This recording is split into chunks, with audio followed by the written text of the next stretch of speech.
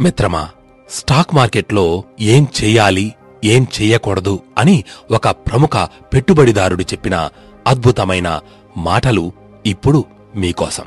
అతను వివిధ సందర్భాలలో చెప్పిన మంచి మాటలు డబ్బుల కంటే ఎంతో విలువైనవి. ఒక పండు తినాలంటే మొక్కను నాటి చెట్టు అయ్యే వరకు కంటికి రెప్పలా కాపాడుకుంటాం.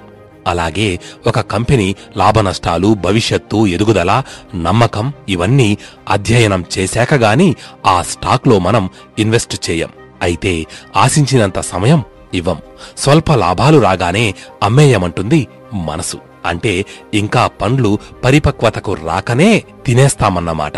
మంచి షేర్లను ఎంపిక చేసుకోవడమే కాదు, అది పండుగా మారి లాభాల రుచికి సిద్ధమైనప్పుడే తినడానికి పూనుకోవాలి. మంచి షేర్లను ఎంపిక చేసుకోవడానికి నేర్పు ఒక్కటే సరిపోదు, ఓర్పు కూడా ఎంతో అవసరం. స్టాక్ మార్కెట్లో ఇన్వెస్ట్ చేయడానికి భావోద్వేగాలతో అంటే ఎమోషన్స్తో కూడిన నిర్ణయం ఎప్పుడూ తీసుకోకూడదు. కొన్ని స్టాక్స్ బాగా పడినప్పుడు ఊరిస్తాయి. అలాంటప్పుడు దురాశకు వెళ్లి అర్థం లేకుండా పెట్టుబడి పెట్టకూడదు.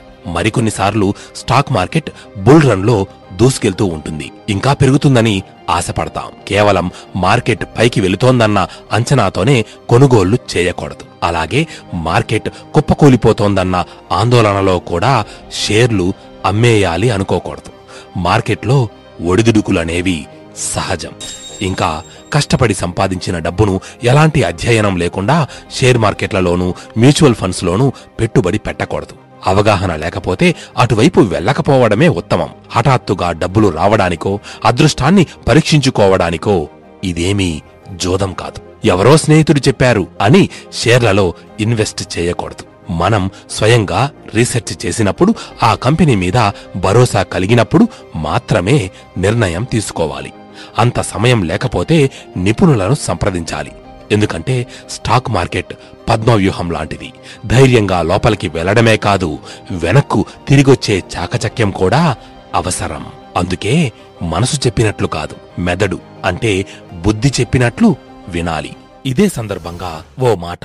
మిత్రమా, ఇప్పుడు నేను చెప్పబోయే ఈ మాటల్లో ఓ ప్రత్యేకత ఉంది. ఎందుకంటే ఇప్పుడు ఈ వీడియోలో నేను మీకు అందరికీ ఉచిత యాపిల్ షేర్స్ బహుమతిగా అందించబోతున్నా. అవును, మీరు విన్నది నిజం. ఇది మెగా బహుమతి. కాబట్టి ఈ అవకాశాన్ని మిస్ అవ్వకండి. మిత్రమా, జీవితంలో మనీ విషయానికి సంబంధించి అవసరంలో ఎవరినైనా అడగాలంటే మనసుకు చాలా కష్టంగా ఉంటుంది కదా. అందుకే సెల్ఫ్ రెస్పెక్ట్ ని కోల్పోకుండా మన ఫ్యూచర్ గొప్పగా ఉండాలి అంటే నేడే తెలివిగా మనం సంపాదించే సొమ్ములో కొంత భాగాన్ని సరైన మార్గంలో ఇన్వెస్ట్ చేయడం తప్పనిసరి. మనమంతా ఫినాన్షియల్ ఫ్రీడమ్ సాధించాలని, త్వరగా రిటైర్ అవ్వాలని కోరుకుంటాం. అయితే ఎలా? కేవలం పనిచేసి జీతం సంపాదించడం వలన ఇది జరగడం కష్టం. అయితే ఇక్కడ గమనించాలి, ఇన్వెస్ట్మెంట్ చేయకుండా ఇంకా షార్ట్ టర్మ్లో అంటే తక్కువ వ్యవధిలో ఇన్వెస్ట్మెంట్ పెడితే ఇది సాధ్యం కాదు. పైగా మన పోర్ట్ఫోలియోని డైవర్సిఫై చేయకుండా మిలియనీర్ అవ్వడం సాధ్యం కాదు. అంటే మనకొచ్చే జీతం లేదా సంపాదనలో వివిధ మార్గాల ద్వారా ఇన్వెస్ట్మెంట్ అనేది లాంగ్ టర్మ్ కోసం మనం వెచ్చించాల్సి ఉంటుంది. అప్పుడే మనం పవర్ ఆఫ్ కాంపౌండింగ్ అనేదాన్ని మిస్ అవ్వకుండా ఉంటాం.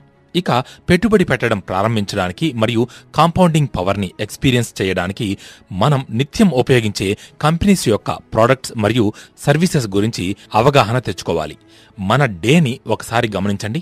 ప్రతిరోజు మనం గూగుల్, అమెజాన్, నెట్ఫ్లిక్స్ ఇవన్నీ మనం తరచుగా ఉపయోగించే ప్రోడక్ట్స్. ఇవి అమెరికన్ ప్రోడక్ట్స్ అండ్ సర్వీసెస్ అని ప్రత్యేకంగా చెప్పనక్కర్లేదు కదా. సో మనం మన జీతంలో కొంత భాగాన్ని ఎందుకు పెట్టుబడిగా పెట్టకూడదు? ఈ టెక్ దిగ్గజాల షేర్ల ధరలు ప్రస్తుతం స్టాక్ మార్కెట్ కరెక్షన్ వలన లో లెవెల్స్ లో ఉన్నాయి. అయితే కొన్ని కంపెనీస్ ఫండమెంటలీ స్ట్రాంగ్ గా ఉండటం వలన మంచి కొనుగోళ్లు జరుపుతున్నాయి. నిజానికి ఈ పెద్ద అమెరికన్ టెక్ కంపెనీస్ యొక్క ప్రోడక్ట్స్ ను ఉపయోగించడమే కాకుండా యుఎస్ స్టాక్స్ లో ఇన్వెస్ట్ చేయడం కూడా మంచి ఆలోచన అని నేను భావిస్తున్నా. మిత్రమా, లాంగ్ టర్మ్ లో సంపదను సృష్టించుకోవడానికి మనం యుఎస్ స్టాక్స్ లో పెట్టుబడి పెట్టడానికి 2 సింపుల్ రీజన్స్ అయితే ఉన్నాయి.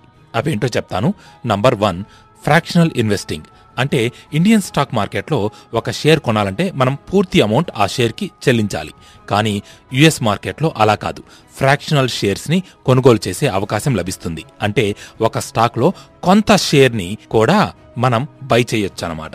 ఇక రెండవది యుఎస్ డాలర్స్ నుంచి ఇండియన్ రూపీ అప్రిషియేషన్ అనేది మరొక బెనిఫిట్. 2011లో $1 విలువ 44 రూపాయలైతే ఇప్పుడు 2022లో $1 దాదాపుగా 81 రూపాయలుంది. సో ఇండియన్స్ గా మనం యుఎస్ స్టాక్స్ లో ఇన్వెస్ట్ చేసినప్పుడు స్టాక్ అప్రిషియేషనే కాకుండా రూపీ వాల్యూ డౌన్ అయినప్పుడు కూడా బెనిఫిట్ పొందొచ్చు.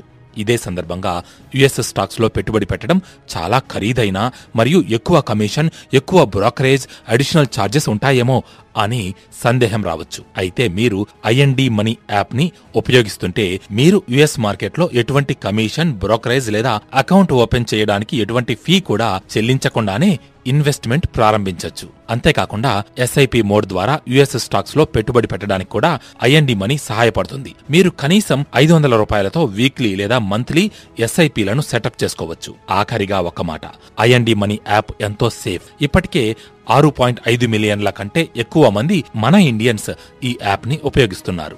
సో డిస్క్రిప్షన్ లో ఉన్న లింక్ ని క్లిక్ చేసి ఐఎన్డి మనీ యాప్ ని డౌన్లోడ్ చేసుకుని మీ యుఎస్ స్టాక్ అకౌంట్ కి ఫండ్స్ యాడ్ చేసిన వెంటనే మీ ఉచిత యాపిల్ షేర్స్ ని పొందండి.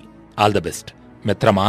మళ్లీ చెబుతున్నా, దీర్ఘకాలిక ఆలోచనతో అడుగుపెడితే ఈ పెట్టుబడితో విజయం మనదే.